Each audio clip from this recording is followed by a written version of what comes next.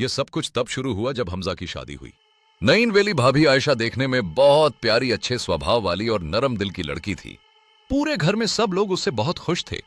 लेकिन शादी के कुछ ही दिनों बाद अजीब-ओ-गरीब घटनाएं होने लगीं।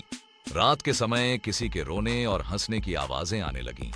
कभी रसोई की चीजें अपने आप गिर जाती, कभी बिजली की लाइटें जल बुझने लगतीं।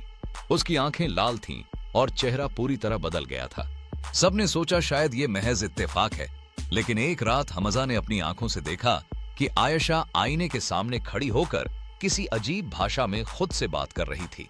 अगले दिन हमजा ने एक मौलवी साहब को बुलाया। उन्होंने कुरान की तिलावत शुरू की तो भाभी जोर-जोर से चीखने लगी और उसकी आवाज भी बदल गई। उसने कहा, मैं इसके जिस्म में रहती हूँ, इसे छोड़कर कहीं नहीं जाऊंगी। सबको तब पता चला कि आयशा पर शादी से पहले ही एक चुड़ैल का साया हो चुका था, जो अब उसके शरीर में बस चुकी थी। कई दिनों की मेहनत, दुआओं और दमदारूद के बाद मौलवी साहब ने उस चुड़ैल को निकाल दिया। भाभी बेहोश हो गई और होश में आने के बाद उसे कुछ भी याद नहीं था। उस दिन के बाद घर में सब कुछ सामान्य हो गया। लेकिन हमजा आज भी आईने से डरता है, क्योंकि कभी-कभी उसे लगता है कि भाभी की आंखें फिर से वैसी ही हो रही हैं, वैसी वो।